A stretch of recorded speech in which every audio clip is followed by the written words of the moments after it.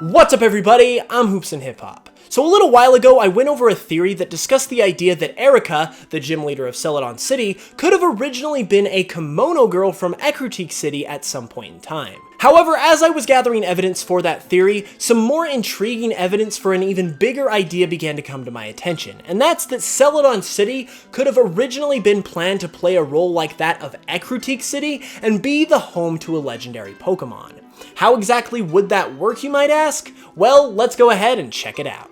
Okay, so really quick before we get into the meat of the theory, we've got to go over a couple quick precursors. First off, I do recommend watching the first part to this theory if you haven't yet. Link will be in the description and an iCard. But if you just want the short version, the piece of evidence that really inspired this idea when I was talking about the idea of Erica being a kimono girl is that she gives you the rainbow badge despite rainbow not really having anything to do with the grass type. But rainbow does connect to Ecruteak in terms of it being connected to Ho-Oh and Ho-Oh being connected to Ecruteak, so that's what really sparked the idea of Celadon ultimately being like Ecruteak.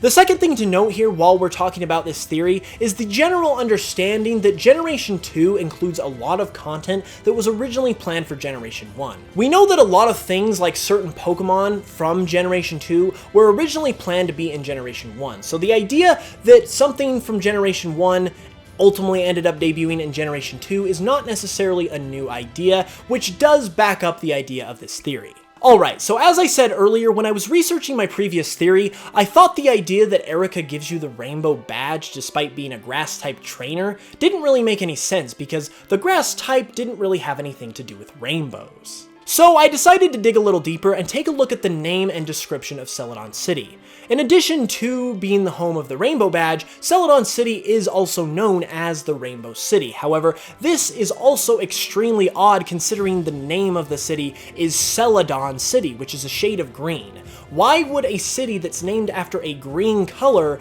be known as the Rainbow City? That just doesn't make any sense. So I decided to dig even deeper and take a look at the Japanese name of Celadon City. The Japanese name of Celadon City is Tamamushi City, and what's really interesting about this is that it shares its name with a very famous Japanese icon, the Tamamushi Shrine, which really gives a lot of credence to the idea that the Tamamushi Shrine looking so much like the Tin Tower and Brass Tower and being the namesake of Celadon City might be a little more than just a coincidence. So on top of this startling and seemingly direct connection to Ecruteak City, and the fact that we know for certain that Celadon City is known as the Rainbow City, is also the fact that we know that Ho-Oh, the most famous resident of Ecruteak City and the Rainbow Pokémon, was created very, very early in the development of Pokémon as a whole. So early, in fact, that it was released and debuted in the very first episode of the Pokémon anime. Now, there has been some speculation and debate as to whether or not Ho-Oh was going to be one of those original 190 Pokemon that was supposed to appear in Generation 1, and while I'm not going to speak to the validity or truth to that,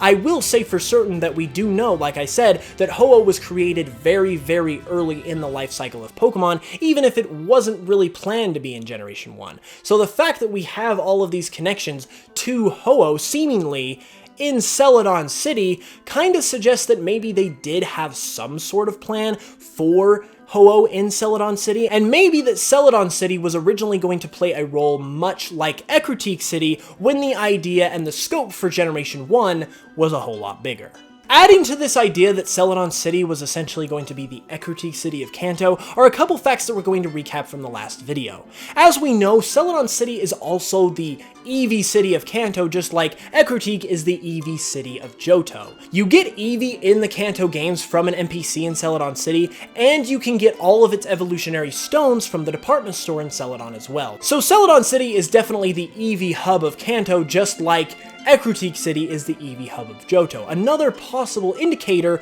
that Celadon was supposed to be a lot like Ecruteak in the original plan.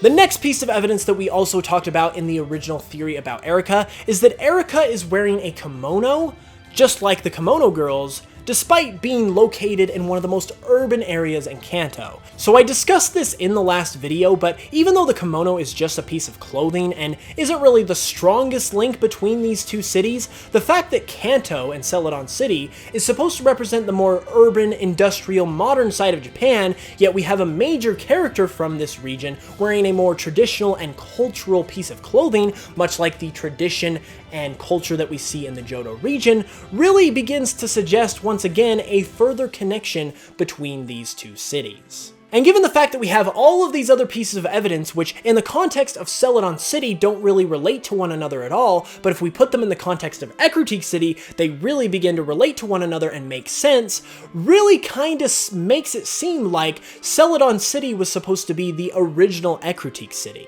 Now, whether or not Ecruteak City was supposed to be in Generation 1 or not, I have no idea, but it definitely seems like, based on this evidence, that Celadon City was essentially supposed to play the role of Ecruteak City and house that legendary Pokemon in Ho-Oh and be the center of culture and history in the region, with the Eevees being there and possibly even the Kimonos being there, with Erica possibly being a remnant of that. Really fascinating stuff, and really a neat idea that maybe Ecruteak and its role in the Pokemon world was supposed to be in Kanto and not Johto. So there it is. What started off as an innocent little theory about Erica wearing the same clothes as the Kimono girls actually ended up turning into something much bigger, and personally, I really like the idea of this one. With all the talk of cut content from Kanto and Johto recently, finding some evidence that there could have been a much grander design to the Gen 1 games is absolutely fascinating to think about, and I really hope you guys enjoyed this video. If you did, be sure to give it a like because it really helps the video out, and let me know your opinion on this theory in the comments below. If you're new to the channel, be sure to subscribe for way more Pokemon content each and every week, including up-to-the-date coverage and speculation on Let's Go Pikachu and Eevee.